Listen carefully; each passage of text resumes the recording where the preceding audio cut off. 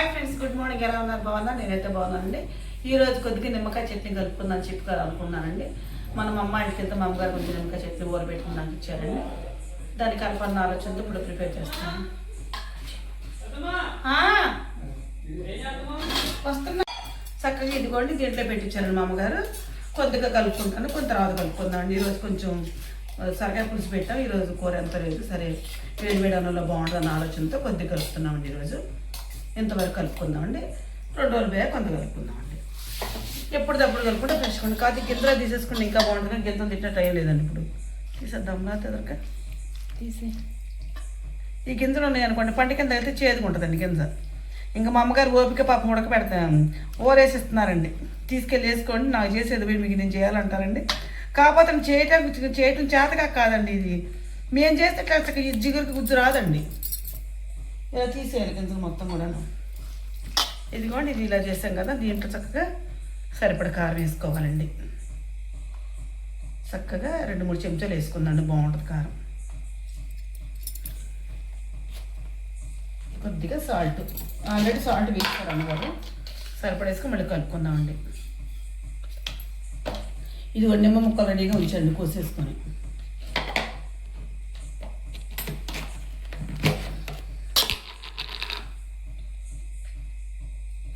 ఇదిగోండి చిరకడ పసుపు, చక్క వెల్లిపాయలు ఇందులో వేసుకొని కొట్టుకుందాం. 4 ఎల్లిగబ్బాలు,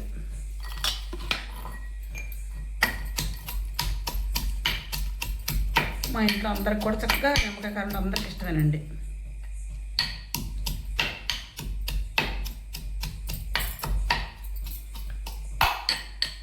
ఈ గబ్బాలు ఉన్నాయనుకోండి, ఎక్కువ కారం అయితే బోర్డు రోజులు ఉంచుకుంటే ఊరద్దండి.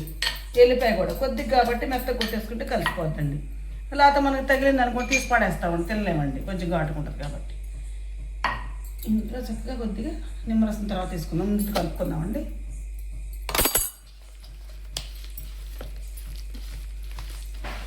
రండి, కొంచెం రండి, ఒకసారి రండి.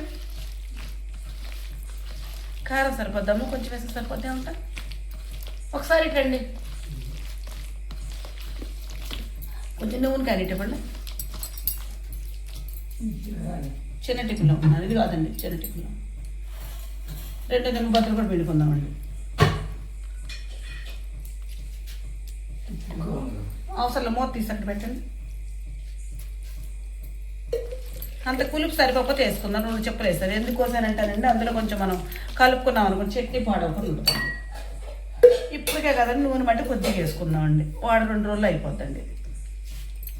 ఇదిగోండి ఇలా చక్కగా వేడి వేడి అన్నంలో ఒక్క ముక్క వేసుకొని తింటే ఒక్క మెతుకు కూడా లేకుండా తినేస్తుంది. కొద్దిగా వేద్దామండి, అయితే కొంచెం అన్నంలో కలుస్తుంది. ఇదిగోండి చక్కగా. ఇది మా తమ్ముడు మనవలకి ఇష్టం అండి. వాళ్ళకి మా మరదలు అయితే గుజ్జు తింటుంది, మా తమ్ముడు అయితే ముక్కలు తింటాడు.